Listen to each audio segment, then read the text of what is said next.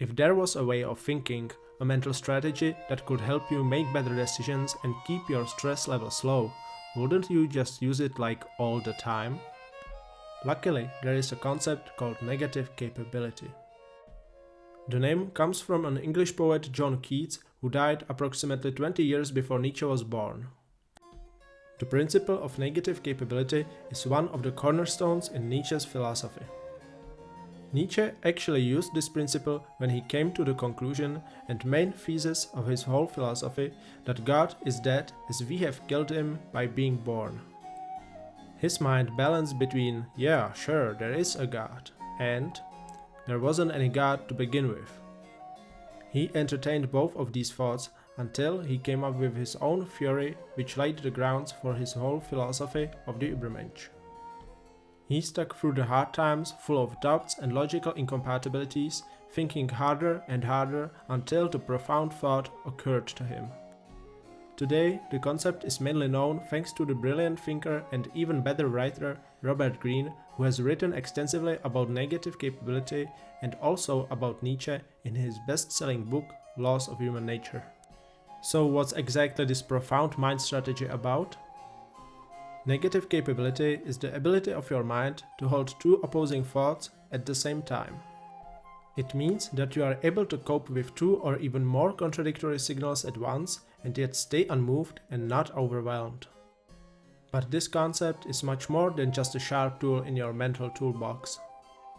It's a way of looking at things, a way of life actually.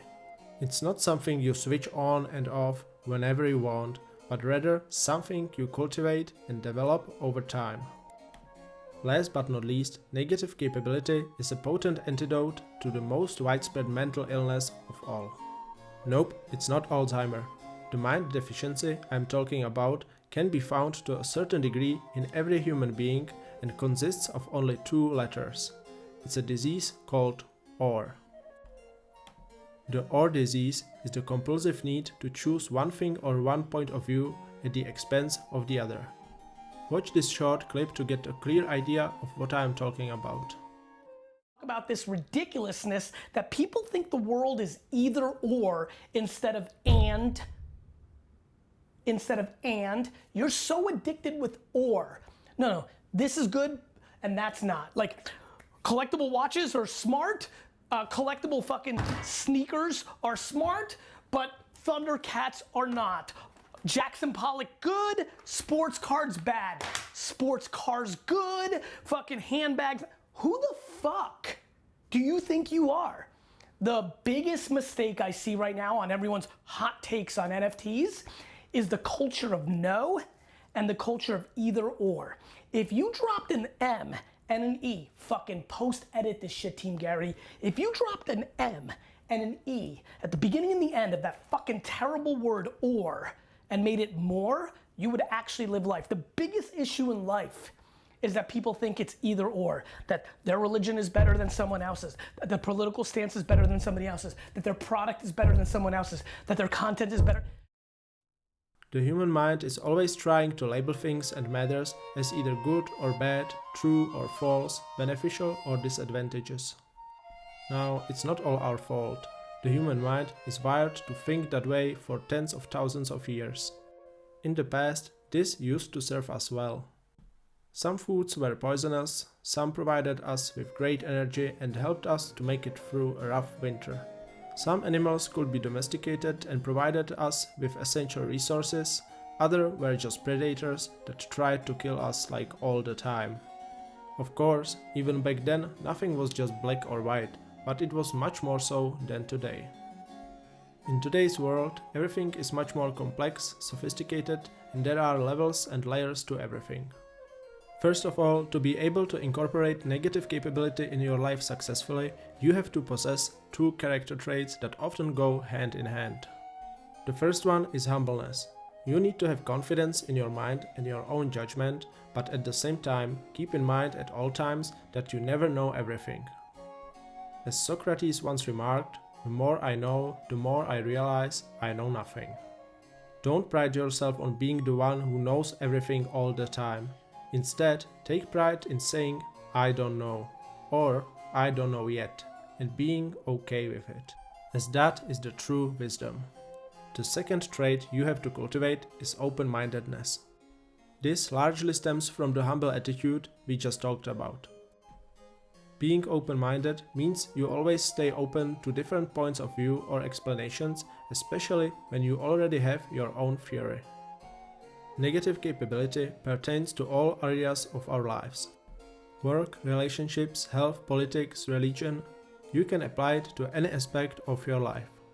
If you still struggle to wrap your head around how exactly this concept works, here is a few examples of how the negative capability requiring thoughts might sound in your mind. Is this career really what I should be doing? The pay is good, but the workload and the environment are kind of difficult. Is this partner the right one for me? Should I marry them? They are really attractive but have this one insecurity that they are not willing to discuss and that keeps getting us in the quarrels over and over. I might just think it over.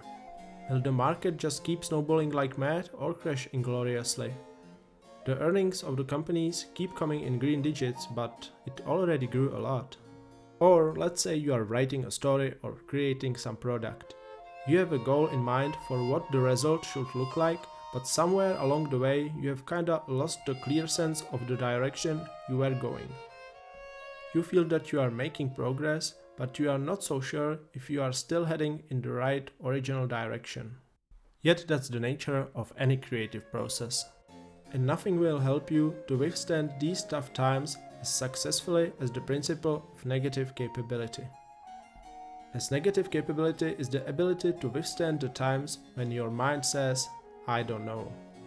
In conclusion, negative capability simply means that you don't rush to take sides. You take your time. You analyze everything very carefully before you make a final decision and choose one point of view over the other. Many times you will end up choosing neither of them. If you are in any sort of creative endeavor, working hard but unsure whether what you do is right, use the principle of negative capability to drag you through these uncertain periods. Keep in mind that it is just a part of the process. Patience is the key here. Or as the Greek general and statesman Pericles said, wait for the wisest of all counselors, time. As Gary Vee said, negative capability means getting rid of the old disease and replacing it with more. Remember that sometimes the seemingly incompatible contrast of black and white conjures the most stellar shade of grey ever. You just can't see it yet. Thank you so much for watching. If you found this video helpful, feel free to subscribe for more of Nietzsche's wisdom. See you soon, fellow thinker.